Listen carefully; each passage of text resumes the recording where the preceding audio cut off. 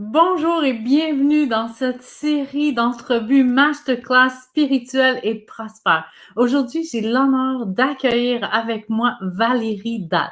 Elle est reconnue comme étant une chirologue, mais en fait, elle nous présente l'expérience Valérie et j'ai super hâte que vous la rencontriez. Bonjour Valérie! Bonjour Cathy. Super contente de te retrouver. Moi aussi, ça fait longtemps, hein? Ça fait longtemps à cause de ce qu'on a vécu, mais super contente de te retrouver. Ouais. Euh, Nous, on se connaît depuis un bon moment. Puis moi, j'ai eu la chance d'avoir accès à tes services. Donc, ça me fait super plaisir de te présenter à ma communauté. Mais comme j'ai dit, toi, tu présentes l'expérience, Valérie, parce Oui. que tu touches à beaucoup de choses grâce à la chirologie. Mhm. Et comme ça que tu me parles de qu'est-ce que c'est la chirologie et qu'est-ce que c'est l'expérience Valérie Dalle. Avec plaisir. Alors, en fait, la chirologie, c'est une science qui vient de l'Inde, qui est une branche de l'Ayurveda. Et en fait, cette branche-là, en fait, c'est la lecture des lignes de main. C'est pas de la chiromancie, on fait pas d'avenir, on fait de la lecture on fait comme un bilan de ce qui est écrit dans la main, qu'on associe également à l'astrologie védique, hein, parce qu'encore une fois, ça vient de l'Ayurveda, pour mieux comprendre qui est la personne qui vient, que je rencontre. Dans le fond, mieux comprendre, il va y avoir un portrait global de sa personnalité, de ce qu'il est en train de vivre actuellement ou de ce qu'elle est en train de vivre actuellement dans son cheminement, mais aussi grâce à l'astrologie et des nœuds lunaires, de son réel mandat d'incarnation. Alors, lors d'une consultation, je fais cette lecture-là, et ma particularité à moi, c'est de me dire, je propose des outils à côté qui permettent à la personne de cheminer de façon autonome. C'est pour ça qu'on ne parle pas d'avenir. Par exemple, j'aime bien donner cet exemple. Si tu bois 45 bières, et que je te dis, tu vas avoir un petit peu mal à la tête demain, c'est certain. Maintenant, je pourrais dire, peut-être que tu pourrais éviter, tu comprends, tu pourrais en boire moins. Tu vois, donc c'est toi qui vas choisir ce que tu veux. Je vais pas dire ce que ça va donner, tu comprends? Donc c'est ça. Donc, tu fais vraiment l'analyse du bilan de vie. Moi, je sais, je l'ai fait avec toi et tu m'as révélé des choses que je savais intuitivement, mais que tu as confirmé. Et je peux juste vous dire que c'est vraiment une expérience incroyable, ce que j'ai vécu avec toi. Mais justement, tu n'utilises pas rien que la chirologie, tu utilises toutes tes connaissances en astrologie. Là, tu as parlé de phase lunaire, tu as parlé de un tas de choses. Donc, pour les gens qui veulent en savoir plus, déjà, la chirologie, c'est un domaine qui est un peu moins connu. Tu sais, Oui. on se pose beaucoup de questions quand on regarde qu'est-ce que la chirologie. Puis moi, j'ai une autre question avant de la perdre là, avec toi, c'est comment tu t'es intéressé à ça, mais à tout ça. Mais en fait, c'est tout un cheminement, hein. Puis juste parce que j'ai oublié de dire un truc très important que j'oublie toujours de dire. Pourquoi je ne fais pas d'avenir? C'est parce que nos lignes, elles changent au fur et à mesure que nous nous transformons. Ah, Donc, ça veut dire qu'on peut être maître de notre destin et pas le subir. Et c'est mon objectif, en fait. C'est le grand objectif que j'ai quand je reçois du monde, d'accord? Alors, comment j'en suis venue là? En fait, depuis que j'ai l'âge de 3 ou 4 ans, je m'intéresse à la guérison, en fait. C'est quelque chose qui est venu spontanément. Donc, j'ai développé très rapidement, enfant, une connaissance des plantes. Bon, c'est certainement quelque chose que je rapportais avec moi, d'accord? Parce que je me rappelle plus vieux souvenir, on me portait tous les animaux à moitié morts du ouais. village, puis je soignais tous les animaux. Donc, un chien abandonné, un oiseau avec une patte cassée, Donc, j'étais toujours en train de faire des petites choses comme ça. Ça me plaisait bien. Donc, j'ai même voulu devenir vétérinaire à un moment donné, tu vois. Et Et donc, ça venait d'une ancienne vie, là. je pense que c'est ça, parce que ma mère me disait qu'à 3 ans, j'arrivais à dire des mots latins, hein, c'était les plantes. J'avais du mal avec les mots français, donc c'est particulier. Et donc, je me suis intéressée donc aux soins, à la santé. Bon, après, j'ai un petit peu dévié dans ma vie. Puis, j'ai repris mes affaires, mais j'étais déjà herboriste. J'avais étudié l'aromathérapie, donc je suis aromathérapeute. Et lorsque je suis arrivée au Québec, mes diplômes n'étaient pas reconnus. Donc, j'ai repris une formation en massothérapie. Sur ma route, j'ai croisé des Russes qui m'ont formé aux thérapies par les fréquences. Tu vois. Et donc, j'ai commencé à exercer avec mes thérapies par les fréquences. Et c'était une machine qui pousse le corps à l'auto-guérison. Alors, ça marche ou ça marche pas, mais c'est pas invasif. Tu sais, donc, c'est très, très intéressant. Puis, à un moment donné, j'ai eu un monsieur qui s'appelait John, d'ailleurs, qui était en chaise roulante. Il avait, je sais plus, je crois qu'il avait 54 ans et 53 accidents majeurs. Wow. D'accord? Donc, c'était quelque chose. Mais en fait, lui, il venait me voir pour ma machine parce qu'il avait mal. Donc, je traitais la douleur. C'était mon expérience. Donc, on traitait sa douleur, etc. Puis, au bout de 6 séances, il s'est mis à remarcher, à ma grande surprise. Wow. Mais entre sa 6e et sa 7e séance, il a réussi à se reblesser. Donc, de retour sur la chaise. Là, je me suis dit quelque chose qui ne fonctionne pas. Puis à l'époque, je disais simplement que lorsque l'âme souffre, l'esprit se préoccupe et le corps se déséquilibre. Donc il m'a fallu quelque chose pour comprendre pourquoi cet homme-là rechutait systématiquement. Donc il n'arrivait pas à sa guérison, alors que son corps montrait qu'il avait cette capacité à se guérir, tu vois. Et plusieurs fois, on m'avait parlé de la chirologie. L'astrologie, je l'étudiais par moi-même pour le plaisir. Et à un moment donné, j'ai eu la chance de rencontrer un maître en chirologie, qui a été mon enseignant, d'ailleurs, Gansham, et qui m'a dit, mais Valérie, sais-tu que tu as une mémoire, tu es chirologue et tu es astrologue. Je suis sûre que l'astrologie, c'est facile pour toi. Ben oui, c'était facile. C'était comme, j'ai pas pris de cours, j'ai appris par moi-même, tu vois, Wow. juste en étudiant mon thème astral. Donc, c'est là que j'ai compris le fonctionnement et tout. Donc, j'ai réveillé des mémoires, tout simplement. Donc, maintenant, j'utilise l'astrologie en premier et la chirologie en premier pour comprendre le terrain sur lequel on est. Tu comprends? Donc, nos douleurs chroniques, en fait, elles viennent d'une expression de l'âme qui n'arrive pas à se faire entendre, donc qui passe par le corps. Puis l'astrologie que tu utilises, c'est pas l'astrologie que tout le monde connaît. Je me C'est rappelle ça. que cet événement-là m'avait marqué. Est-ce que tu veux en parler un peu? Oui, c'est parce qu'en astrologie védique, c'est un petit peu comme l'astrologie sidérale. On considère, donc l'astrologie que je pratique, que c'est pas complètement circulaire les affaires. Donc en fait, on a perdu en gros 22 degrés en 2000 ans. D'accord. Donc, par exemple, quelqu'un qui se retrouve comme moi du 13 décembre, eh bien, je ne suis pas un Sagittaire dans mon astrologie, je suis un Scorpion. Alors, c'est sûr que souvent, ça bouscule un peu les gens, tu sais. Moi, quand on m'a dit au début que j'étais Scorpion, sur le coup, je ne l'ai pas trop bien pris. Hein. J'avais mon Tu côté. échanges de signes juste en consultation avec toi, tu leur dis, ben, t'es plus un taureau, t'es un Un gémeaux, dis bélier. pas Ouais, que c'est ça ça. choque quelqu'un. C'est ça. Donc, en fait, ça décale de 22 degrés. 22 degrés, c'est 22 jours, en fait. Parce qu'on a 30 degrés, en fait, dans un mois à peu près, 30 jours. Tu comprends? Donc, par rapport à l'astrologie dite tropicale, celle que tout le monde connaît, on décale de 22 degrés. Voilà. Donc, c'est vrai que ça fait un drôle d'effet. Et donc, ça, tu l'as appris par toi-même ou tu Non, l'as. ça, en fait, j'ai appris l'astrologie tropicale par moi-même. Ça fait que je peux pratiquer les deux. D'accord? Puis, en fait, chacune a sa logique. Euh, Moi, je trouve que c'est un peu plus exact, surtout pour les nœuds lunaires, les nœuds d'incarnation. Tu sais, ce qu'on appelle, quand on parle d'éclipse, en fait, c'est ce qu'on appelle des nœuds lunaires. Donc, c'est le moment où la lumière est obscurcie. D'accord? Soit par la Terre, soit par la Lune. Tu sais, la lumière du Soleil. Eh Oui. bien, c'est un petit peu comme qu'est-ce que je rapporte comme bagage. Puis l'autre, c'est qu'est-ce que je dois exprimer. C'est l'opposé. Tu vois? Donc, c'est un peu comme l'histoire de pleine lune, nouvelle lune. C'est là que les éclipses vont être un petit peu différentes. Donc, on s'intéresse à ça. C'est la lumière a été obscurcie et je dois remettre de la lumière dedans. Wow. Tout à l'heure, je t'ai entendu dire en début d'entrevue que les lignes de la main changent. Oui. Et donc, les gens qui viennent en consultation, l'idéal, ça serait quoi? Ça serait une fois par année, une fois chaque 5 ans? Ou est-ce que ça change rapidement? Est-ce que ça change sur un an? Est-ce que ça change sur 6 mois? Et en fait, ça dépend de ta propre évolution. Si par exemple, je t'exprime quelque chose en disant, tu sais, Cathy, je donne un truc au hasard, il faut que tu apprennes à t'affirmer, puis tu t'affirmes toujours pas, ça changera pas. Tu vois, si je te parle d'engagement, par exemple, je te dis, tu vois, là, tu es trop dans le contrôle, il faut apprendre à lâcher prise, etc. On va faire des exercices où je vais te donner des indications pour t'aider. Mais si tu le fais pas, tes lignes changeront pas. Donc, j'ai des gens qui viennent, j'en ai beaucoup qui viennent seulement une fois par an, comme pour faire un bilan. Mais tu vois, j'ai des personnes qui viennent de 3 mois parce qu'ils ont compris qu'il fallait qu'ils changent quelque chose dans leur vie et qu'ils veulent voir l'évolution au fur et à mesure. Et ça Wow. change. Tu sais, j'ai suivi des gens qui étaient en dépression, puis dans la main, tu le vois très bien, la dépression. Tu la Donc, ah oui, oui, c'est quelque chose. Hein. La main est toute comme si elle avait pris plein d'impact. Donc, c'est ça. Et quand tu parles avec les personnes, donc je peux les accompagner avec des plantes aussi, hein, puisque c'est aussi mon métier. Donc, puis qu'on comprenne, qu'on arrive à faire la paix avec ce qui met en dépression, les mains changent très vite. Très, très vite. Mais je suis surprise. Je me doutais que la main changeait, mais je n'imaginais pas que ça change selon notre évolution à nous. Là. Je me disais, moi, il y a eu la période de ma vie où j'étais extrêmement dépressive. Donc, si tu aurais vu ma main, Je même l'aurais si moi, vu. j'arborais un sourire, toi, tu aurais vu dans ma main Ouais. que ça n'allait pas dans ma vie. Oui, puis tu vois, même souvent, puisque tu connais ce côté-là, tu as beaucoup de gens qui sont dépressifs puis qui sont dans le déni. Ben oui, moi, ben, j'étais pas dans le déni, mais c'était pas quelque chose dont j'avouais. C'était toujours quelque chose de caché. Là. Pour moi, c'était très important de ne pas le laisser paraître. Là. Ouais, c'est ça. Donc, tu vois, moi, j'ai eu une dame il n'y a pas très longtemps.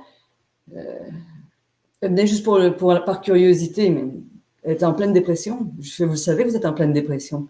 Elle me dit, je me posais la question. Ah oui, je vous le dis. Parce que ça peut être délicat de comment tu dis à une personne, tu es en pleine dépression.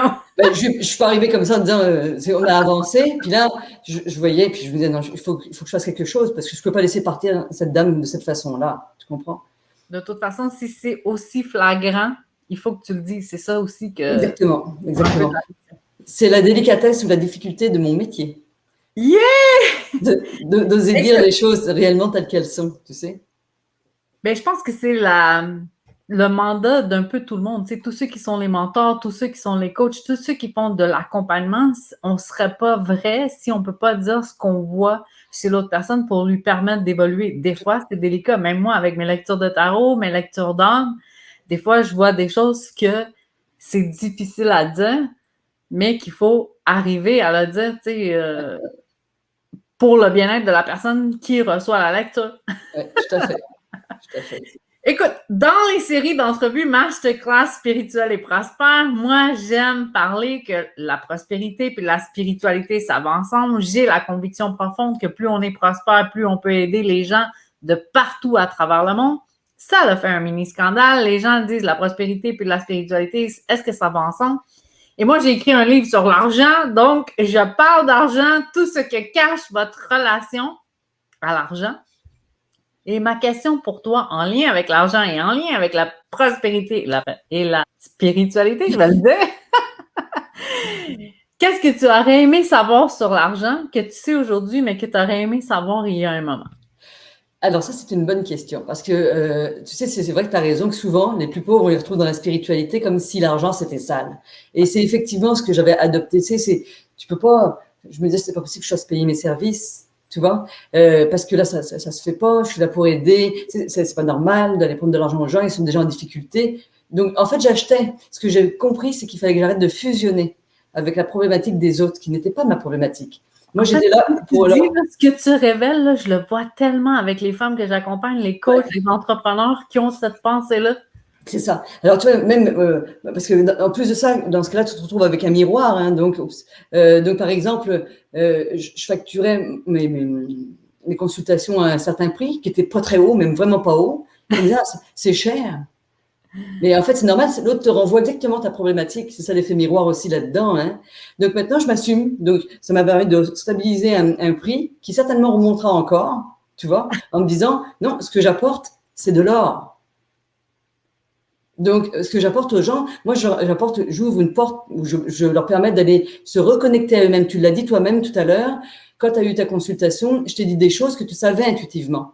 On le sait, on le voit juste pas. Mais quand on le sait, c'est un petit peu comme quand on a le nez collé sur la forêt. Hein. On voit pas ce qui se passe sur l'arbre, pardon, on voit pas la forêt. Exactement. Et donc, moi, mon rôle, c'est d'ouvrir cette porte, de dire, regarde, la vois-tu, la qualité, ta grande force, puis d'aller oser s'approprier. Mais donc, moi, j'accompagne des gens qui ont envie d'évoluer dans leur cheminement, tu vois. Puis, est-ce que tu t'en rappelles qu'est-ce que tu m'as dit qui m'a marqué? Moi, je pense que ça m'a marqué à vie, là. non, je me rappelle pas après une séance tellement de ce que j'ai dit aux gens. Ben, j'imagine, là, c'est comme moi quand je fais ma lecture de tarot ou ma lecture d'âme, mais je vais te le dire, comme ça, peut-être tu avais lu, tu avais fait la lecture de ma main, puis moi, je savais que j'avais des dons d'intuition, je savais que j'avais des capacités intuitives avancées, je savais déjà que je pouvais aider les gens. Et quand tu as fait l'analyse de ma main, tu m'as dit ta ligne de la voyance, elle est plus profonde que certaines voyantes qui sont reconnues dans le métier depuis longtemps. Puis moi, j'avais de la difficulté à d'afficher cette capacité de voyance ou cette capacité que j'avais intuitivement de voir les choses ou de connaître les choses. Mm-hmm. Toi, quand tu me l'as révélé, tu m'as dit la profondeur. Est-ce que tu t'en rappelles? Est-ce que Maintenant, tu je veux me rappelle. maintenant, Je me rappelle. C'est ça. C'est parce que, d'ailleurs, c'est même très. À l'inverse, j'ai des gens, effectivement, qui me disent qu'elles sont voyantes, puis qui n'ont pas du tout de ligne d'intuition ni de voyance. D'accord. Il y a une ligne qui est très particulière. Il y a deux formes, d'ailleurs, je peux te la dire. Hein. C'est oui, soit la ligne, comme j'ai là, elle part ici, sur le côté, tu vois. Soit c'est une ligne qui part comme ça, qui fait. Oh, pardon. Voilà. ouais, comme ça, Qui va partir comme ça. Excuse-moi. Décidément, voilà, comme ça. Elle part en rond, comme une ligne sur le côté, dans le fond. D'accord. Donc, ça, c'est où je te dis, comme je l'ai dit juste avant, elle part, voilà, comme ça. Et quand tu as des gens qui arrivent qui disent, moi, mon métier, c'est la voyance et compagnie, qui s'affichent comme ça. et qui n'ont rien, c'est inquiétant. À un moment donné, il y a une dame à qui j'ai été obligée de le dire, puis elle l'a très mal pris, parce qu'elle ne voulait pas comprendre. Ça se développe, l'intuition. Hein. Donc, au lieu de dire je vais le développer sainement, ce que je lui avais dit, c'est qu'elle canalisait une subpersonnalité. Puis ça, elle ne l'avait pas bien pris. Parce que ça se voyait, même sa ligne de, comment on appelle ça, de communication n'était pas claire. Elle n'avait aucun signe de sagesse, comme quoi réellement elle faisait ça pour les autres. Il y avait quelque chose à faire. Cette dame-là était presque un danger pour les autres. Dans ton cas, c'est l'inverse. C'est comme si toi, tu n'osais pas afficher tes couleurs. Et tu vois, regarde, ça aussi, c'est une forme de coupure à l'abondance, tu sais. On vient pour quelque chose. Moi, par exemple, ce que j'ai pas réussi au début à accepter, c'est que mon thème d'incarnation, c'est la guidance. Puis je commence seulement, tu sais, quand je parle de l'expérience Valérie Dalle, j'ai fait faire mon logo il y a une semaine, ou il y a 10 jours, on va dire. J'ai jamais osé afficher mes couleurs. Tu comprends? Je sais, toi aussi, tu avais cette difficulté à Ouais. t'afficher. Mais bref, je reviens à mon histoire que tu m'as dit que ma ligne est si profonde, plus que certaines personnes qui s'affichent comme étant voyantes. J'étais revenue à la maison et j'étais abasourdie. C'est comme si tu m'avais fait la révélation de la chose que je savais depuis toujours. Mais j'étais tellement épatée, éblouie. Je l'ai partagé au souper.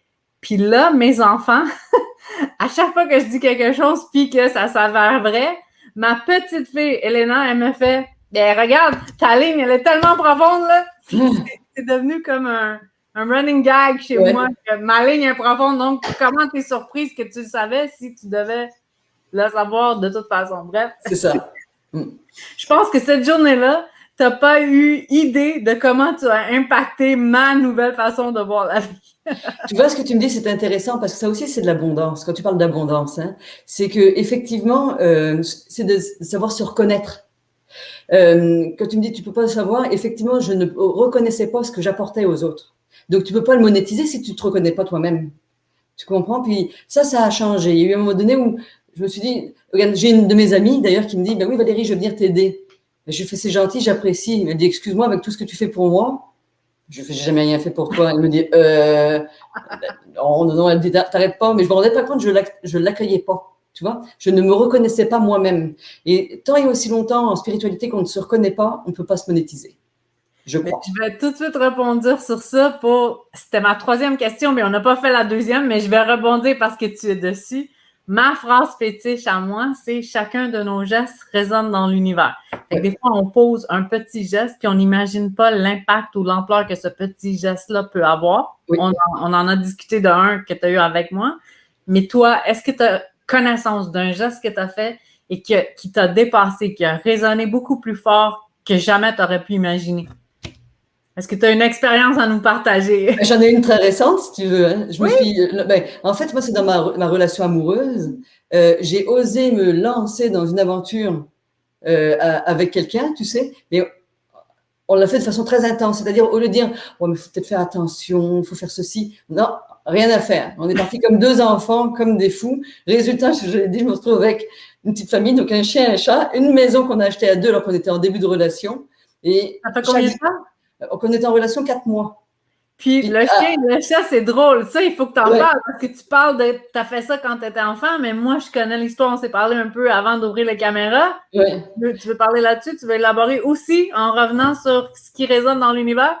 Bien sûr. En fait, moi, j'avais perdu mon chat en janvier. Tu sais, j'ai perdu un chat. Donc, je me suis annoncée un petit peu partout, dans toutes les SPA, pour essayer de la retrouver. Puis, à un moment donné, parfois, tu vois des choses sur la page Facebook de la SPA. Je vois un visage de chien, puis je me dis, oh, pauvre petite fille, je pense qu'il y a quelque chose avec elle, en résonance. Puis je dis à mon chum, elle a l'air toute petite, je pense qu'elle a 1 an ou 2. Résultat, on est allé chercher un chien qui est en fin de vie. Donc, c'est plus une adoption humanitaire. Puis, on l'a ramenée à la maison, il y a du travail à faire avec elle parce qu'il faut la soigner. Hein. Donc, je la soigne avec des produits naturels. 2 jours après, toc, toc, toc, un chat, une petite chatte abandonnée, toute maigre. Et là, j'ai 2 petites filles. C'est ça que j'ai mis sur ma page Facebook aujourd'hui, la photo avec. On a fait une photo de famille parce qu'on va partir en vacances en famille, tu sais. Mais dans le fond, c'est moi, ça. J'ai toujours eu des animaux qui venaient à moi comme ça, tu vois. Et je sais pas,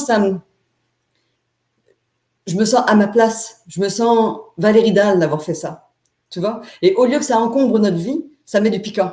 Donc là, on part en vacances, en pick-up. Avec les filles. En pick-up avec les filles. Ouais. Donc, on part une aventure. Tu sais, écoute, c'est comme si je me sens comme une adolescente. Mais quand on est dans la joie, ça génère de l'abondance. C'est le rayon, c'est ce que j'ai appris moi dans des ordres initiatiques, le rayon de l'argent ou le rayon de l'abondance n'existe pas. C'est le rayon de la joie qui induit l'abondance. Intéressant, j'ai une hein? phrase qui ressemble à ça, qui dit c'est jamais la joie qui court après l'argent. Non, C'est tout le c'est ça. temps, c'est le contraire. Donc, Exactement. Et je toi, on t'ai fait l'exprime dévier. différemment. Je t'ai fait dévier, je t'ai fait parler de ta famille. Je reviens à ma question. Chacun de Ouais. nos gestes présents dans l'univers, quel est le geste qui t'a dépassé? Tu dis c'était avec ta relation? Ouais. Oui, c'est comme si le fait de oser, malgré les blessures, me lancer dans cette aventure, je viens de me générer toute une abondance. Déjà d'une, ma clientèle augmente depuis qu'on a créé cette chose-là. Et puis surtout les plans, pourquoi? Parce qu'on est heureux. Tu comprends? Et ça, j'aurais jamais osé faire. Parce que déjà d'une, dans le regard des autres, je me disais, ça a l'air fou. Hein? Tu sais, les barrières qu'on se met parce que qu'est-ce qu'ils vont penser les autres? Qu'est-ce qu'on s'impose nous-mêmes? Comment on s'auto-sabote? Je sais, je l'ai fait pendant des années, là. C'est ça. Experte en auto-sabotage, c'était mon ancien titre. Ouais, moi, je pense aussi. Hein, je pense que procrastination et auto-sabotage, c'était bien mon vocabulaire. J'adore. Et donc, je vais aller à la deuxième question, celle que j'ai sautée. Ouais, Je dis tout le temps, l'intuition, c'est qu'est-ce qui nous amène sur le bon chemin. Toi, tu l'as dit que intuitivement, tu as beaucoup écouté ton intuition, ça t'a tout ouais. le temps guidé, ça t'a tout le temps montré les grandes lignes de ta vie. Mhm.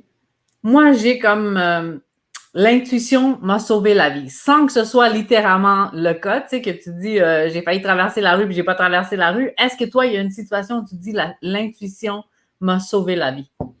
Mais en fait, oui, parce qu'en fait, dans le fond, c'est comme si quand je me laisse aller, j'ai pas le choix. C'est vraiment mon âme dans ce cas qui va me guider. Parce que effectivement, tu parles de dépression, je pense que beaucoup de gens qui évoluent dans la spiritualité sont passés par une phase d'ombre. Hein. En fait, j'appelle ça la porte étroite. Moi, j'ai eu des pensées suicidaires une partie de ma vie. Jusqu'à ce que je comprenne que, là, voyons, ça sert à rien, c'est pas ça. C'est que, en fait, je m'assumais pas. Donc, j'assumais pas le vrai rôle. Donc, j'ai commencé à vivre quand intuitivement, j'ai dit, OK, je vais regarder qui je suis autrement. C'est comme ça que j'ai étudié l'astrologie et à comprendre plutôt que de sombrer. Tu comprends? Donc, j'ai suivi mon intuition à ce moment-là. Puis, ça m'a guidé vers des gens. Puis, à un moment donné, j'ai rencontré une dame. Et ça, c'est les bonnes, celle-ci. J'ai rencontré une dame qui faisait faire des dessins. D'accord? Puis, par rapport à tes dessins, elle parlait de ton âme. Donc, je fais mon dessin. Puis, elle me dit, oh là là, vous m'avez fait quelque chose de particulier. Il y a peu de gens qui font ça. Vous êtes un guide. Qu'est-ce que tu avais dessiné? Je suis curieuse. Une vache. Une vache? Ouais. Parce qu'elle disait, dessine-moi une maison avec avec un paysage. Alors, j'ai fait une maison avec un paysage. Tu peux mettre des nuages, tu mettais ce que tu voulais, mais chaque chose était symbolique. Et j'ai dessiné une vache. Moi, des vaches, j'en dessine tout le temps. C'est mon animal préféré. J'en dessine tout le temps depuis que j'ai l'âge de 11 ans ou 12 ans. D'accord? Donc, j'avais dessiné une belle petite vache. Tu vois, c'est ça, ma petite maison et compagnie. Donc, par exemple, tu oublies de mettre une poignée, ben là, il faut ouvrir. Tu comprends ce que je veux dire? Donc, c'est des choses comme ça. Et cette dame-là m'a dit, bon, là, les guides, ils ont quelque chose à vous dire. Alors, je dis quoi? Il dit, il faut arrêter d'essayer de vous suicider parce qu'ils vous ramènent à chaque fois. Et parce que j'en ai fait quand même, j'ai fait 2 ou 3 tentatives à dos, tu sais. Je disais, putain, je suis pas morte, comment ça se fait? Puis j'étais très originale dans ma façon de vouloir m'éliminer. Puis je disais, Très original dans ta façon de vouloir t'éliminer. ben oui, parce que je m'empoisonnais. Donc j'aurais dû mourir. En plus, je faisais des études de microbiologie, de biochimie. Donc je savais de quoi je parlais. Je partais pas, dis donc. Je me disais, comment ça se fait? Je suis encore réveillée. Elle me disait, mais en fait, ils m'ont ramené à chaque fois. Alors, je ne sais pas si c'est vrai, mais ce jour-là, j'ai compris que, oublie ça, tu dois prendre fermement la décision de vivre et de t'assumer dans ton rôle. C'est drôle que tu me partages ça parce que moi aussi, j'ai eu une histoire. Tu sais, mon éveil spirituel part d'une situation où j'ai passé aux urgences et où moi aussi, j'ai remis en question ma vie complètement. Tu sais, je me suis dit, est-ce que je veux vivre? Est-ce que c'est ça la vie? Si c'est ça la vie, est-ce que je veux continuer à vivre? Ouais. Quand je me suis... En fait, la question qui m'a ramenée, ça a été vraiment de me reconnaître. Je me suis pas reconnue le lendemain que je suis sortie de la salle des urgences, mais je me suis dit, je vais devenir la personne que j'ai toujours su être, celle que j'ai reniée, tu sais, celle que je savais à l'intérieur de moi que j'étais, mais que j'acceptais pas, que je me disais, j'avais peur du jugement des autres, j'avais peur de ce que les gens allaient dire, de comment les gens allaient réagir. Puis aujourd'hui, je trouve qu'il m'a fallu beaucoup de temps, mais les dernières années ont été révélatrices. Je suis la personne que j'ai toujours su être à l'intérieur de moi. Oui, et puis il y a quelque chose en même temps qui est très intéressant. Tu sais, parfois on se reproche, c'est pour ça que je peux en parler facilement, ça me dérange pas, parce que parfois on se dit, oh, j'ai eu une période où c'était pas bien, où j'ai pas fait comme il fallait, ou des trucs comme ça. Mais en réalité, moi, ce que me rends compte, c'est que je suis riche d'expérience. Et parce que je suis riche d'expérience, ça me permet de mieux accompagner les autres. Enfin, j'ai eu une de mes clientes qui sortait de l'hôpital, justement, après une tentative de suicide, et on en a parlé. Mais mon expérience, ça m'a permis de lui expliquer quoi en faire. Puis cette personne-là, qui se sentait complètement perdue, a compris, elle a eu un déclic, elle a repris ses études et maintenant c'est elle qui accompagne les autres. Tu vois? Donc chaque expérience qu'on vit, dans le fond, elle est utile si on n'émet pas un jugement dessus. C'est tellement vrai, là. Moi, je dis que pendant des années, tu sais, je dis tout le temps, j'ai une urgence de vivre, c'est le titre de mon premier livre, parce que j'ai l'impression que j'ai perdu beaucoup de temps, tu comprends? Mhm. En même temps, je comprends aussi que cette période d'incubation Ouais. que j'ai moi-même mis le couvercle sur la bouilloire, là, ça a fait que quand j'ai pas crié, j'ai hurlé. J'ai voulu Mhm. que le monde entier m'entende, tu comprends? Ouais. Si j'avais pas eu cette longue période d'incubation où j'arrêtais pas de remettre le couvercle sur de l'eau en ébullition, ben peut-être que je ne serais pas devenue Cathy Tropiano de la façon comme qu'elle est aujourd'hui, tu comprends? Tout à fait. Tout à Chaque fait. personne doit passer par toutes ces étapes-là pour pouvoir, à son tour, ben, aider. Parce que moi aussi, je sens que c'est ma mission de pouvoir aider des gens de partout à travers le monde. C'est ce que je dis depuis un bon moment déjà. Ouais. Ben voilà, exactement. Mm. Écoute, chérie, on arrive à la partie enseignement. Moi, c'était les 3 questions que j'avais à échanger avec toi pour que les gens puissent te connaître un peu. La partie enseignement, tu as carte blanche. Donc, pour ceux qui veulent aujourd'hui, c'est quoi? Vous avez aimé cette entrevue? Vous voulez accéder à la partie enseignement? Si ça vous parle, je vous invite à rejoindre le membership des éclaireurs élites. Vous allez non seulement retrouver des panoplies d'entrevues où plusieurs experts viennent nous partager leurs connaissances dans leurs divers domaines, c'est aussi un endroit où je vous partage mes enseignements en lien avec le monde de l'invisible. C'est une communauté qui veut apprendre, qui veut évoluer, qui est curieuse en lien à ce qui a trait le monde de l'invisible. Et si vous aussi, vous avez envie d'explorer la meilleure version de vous-même, vos multipotentialités, c'est un membership auquel vous devez d'accéder. Moi, j'espère vous y retrouver et je vous dis à presto!